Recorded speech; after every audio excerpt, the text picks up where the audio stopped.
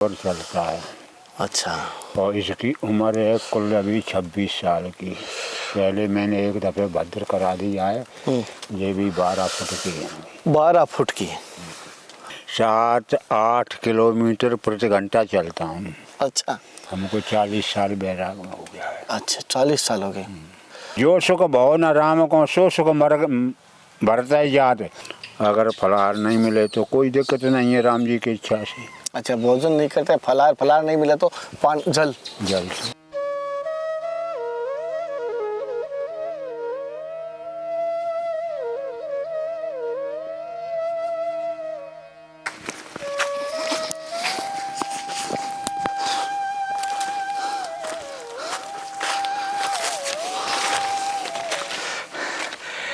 नमस्कार साथियों, आपका दोस्त, आपका भाई, आपका साथी, संतों के चरणों का दास, मैं कन्हैया शर्मा आप सभी का हृदय की गहराई से धन्यवाद करता हूं और स्वागत करता हूं इस धर्म की यात्रा में जुड़े रहने के लिए।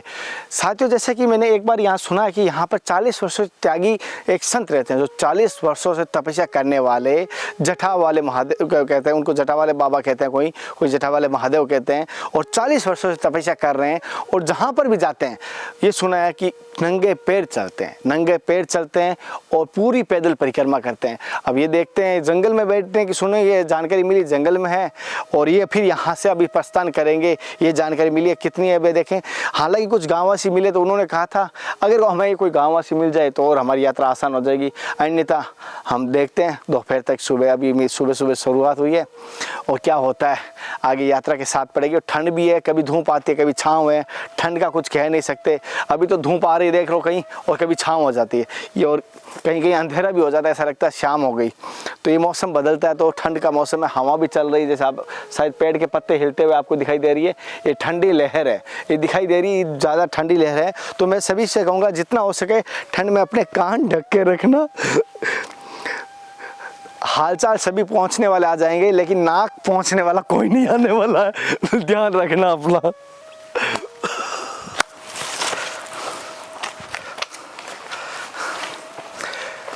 साथियों, जैसे आप महाराजी की कुटिया पे आ चुके हैं, ये महात्मा की कुटिया या किसी और की कुटिया ये मुझे पता नहीं है। कुटिया दर्शन किया है तो हमने कुटिया के दर्शन करने के लिए आ गए हैं, और पहले चंपल खोल देते हैं। शायद कोई महात्मा होंगे, हो सकता है कोई महात्मा हो सकते हैं। सीताराम। अभी कोई महात्मा नहीं है, लेकिन हम कुटिया आपको दर्शन करवा देते हैं, आ जाइए। इतनी सुंदर बांसों की कुटिया बनी हुई, बांसों की कुटिया बनी, कितनी जाली से मजबूत है, देखो। हाँ, जाली से बिल्कुल घसी हुई बिल्कुल बनी है। हाँ, लोहे की तार से ये जो दीवार है, हाँ, दीमक ना लगे इसलिए कितनी सुरक्षा से। हाँ, क्योंकि जंगल में दीमक रहती है, और इसीलिए ये पक्की साइडों में दीवार पक्की है, ऊपर कच्चा है। और ये कुटिया चलने वाली कुटिया होगी, लंबे टाइम तक चल सकती है। कहीं पर भी कुटिया बनाए ना, दीवारें हो सके तो पक्की हो जाए, भले छत कच्ची हो।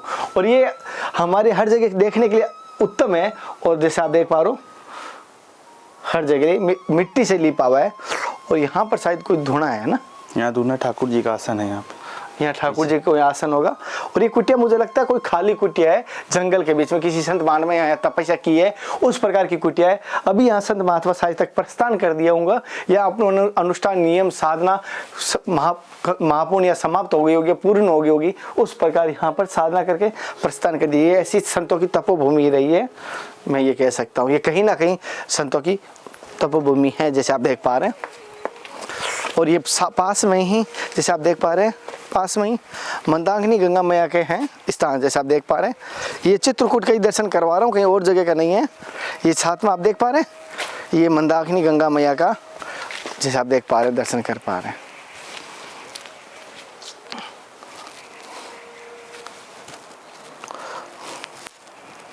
और साथ ही जैसे आप देख पा रहे हो कितना रमणीक स्थान है, कितना सुंदर शांत स्थान है।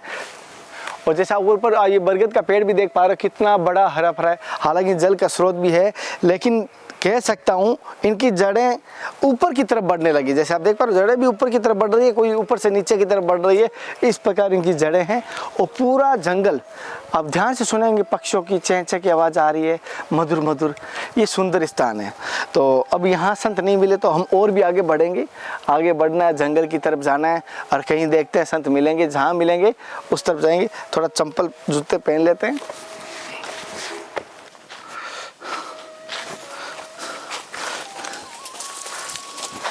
साथियों, जैसे जंगल का आपको दृश्य देख पा रहे हो, हम जंगल के रास्ते से अब जा रहे हैं और आप चारों तरफ से घनघोर जंगल है जैसे आप देख पा रहे हो। अब हम रास्ता थोड़ा सा भूले हैं या पता नहीं, मुझे ऐसा लग रहा है रास्ता हम भूल चुके हैं। कहीं ना कहीं हमें संत की जानकारी मिली थी, या तो सही जानकारी होगी तो हमारे आसपास संत हैं, अगर नहीं हुई तो कहीं नहीं। मैंने सुना है यहाँ पर एक संत रहते हैं, कोई ऐसी विशेष कुटिया नहीं बनाई हुई, लेकिन उनकी तलाश कर रहे हैं और आप भी हमारे साथ आएंगे तो तलाश करते हुए देखेंगे किस प्रकार संत यहाँ पर रहते हैं। और आ जाइए, क्योंकि ढूंढ रहे हैं और संतों को ढूंढ के लाना ही कठिन है। बाकी तो ऐसे आश्रम एड्रेस हो तो जल्दी मिल जाते हैं। साथियों, हमारी संघर्ष और मेहनत कैसी लग रही है कमेंट कर देना, और हमारी मेहनत अगर अच्छी लगी है धर्म की यात्रा की तो कम से कम 1-2 लोगों तक शेयर कर देना। अब हम रास्ते पे आ चुके हैं और रास्ता मिल चुका है हमें, जैसे आप देख पा रहे हो ये रास्ता है। अभी रास्ते चलते हैं, शायद तक हम किसी कुटिया तक पहुंचेंगे, शायद तक हमें किसी संत के दर्शन हो जाएंगे। ये रास्ता मिल ही गया आखिर, और अब हमारी यात्रा आसान हो जाएगी।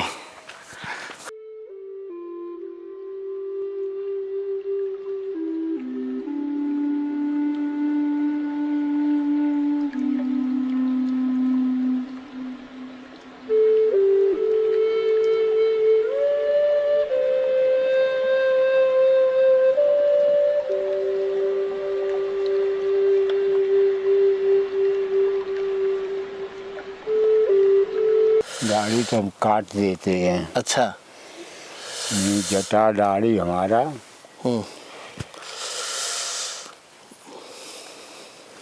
बराबर चलता है। अच्छा। और इसकी उम्र है कुल अभी 26 साल की। पहले मैंने एक दफ़े भद्र करा दिया है, ये भी 12 फुट की है। 12 फुट की। अच्छा, तब से 12 फुट के महाराज देखो मारा। आओ खींचो।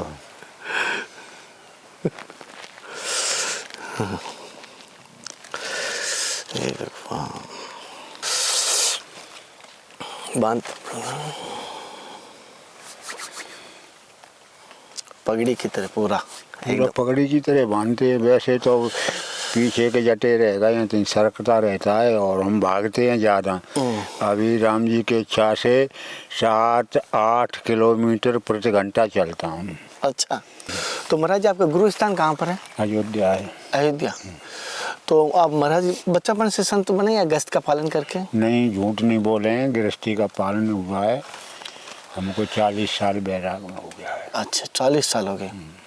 तो महाराज जी, जैसे कि आपने संत बनने का क्या ऐसी कोई घटना घटी है, ऐसे कोई कारण हुआ कहीं ऐसे? वो तो राम जी की इच्छा होती है। पहला तो कारण ये है, अतिमम कृपा जाय पे होई और पाम दे या मार्ग सोई। तो ये राम जी का आशीर्वाद होगा। एक जन्म में संत नहीं बनता है, कई एक जन्म में संत बनता है। जन्म जन्म मुनि जतन कराई और अंत राम का आवत नाई। कागभूषुंड ने वरदान मांगा है तो राम जी ने उनको वरदान दिया है कागभूषुंड को।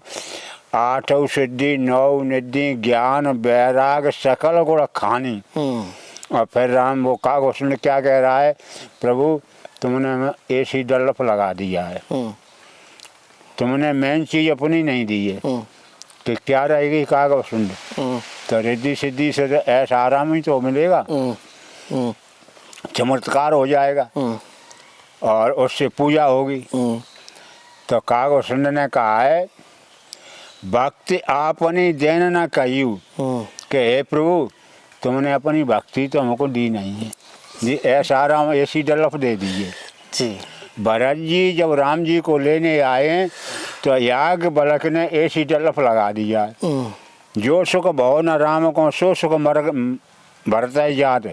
ये रास्ता है, ये पृथ्वी मैया ने कुश और कंकड़ राम जी को दबाए और भरत जी को क्या किया है कि नैनी नैनी बूंद पड़ रही है और मंद बहर चल रही है, क्योंकि भक्त पे कोई संकट नहीं हो जाए।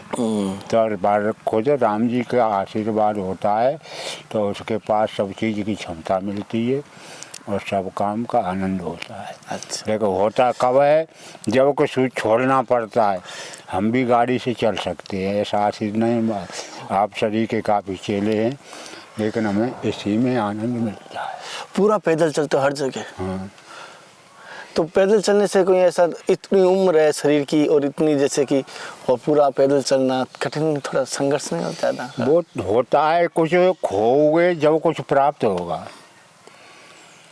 तो ऐसे पैदल चलने कोई भाव आए या प्रेरणा दी या नहीं, भगवान? प्रेरणा है, भाव हमारा चलने का ही रहता है।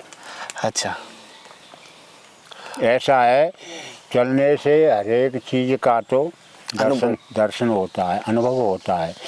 दूसरा, सुबह के चलने से हर एक जड़ी बूटी की ऑक्सीजन मिलती है, जी गुरु जी, उससे शरीर को शांति मिलती है।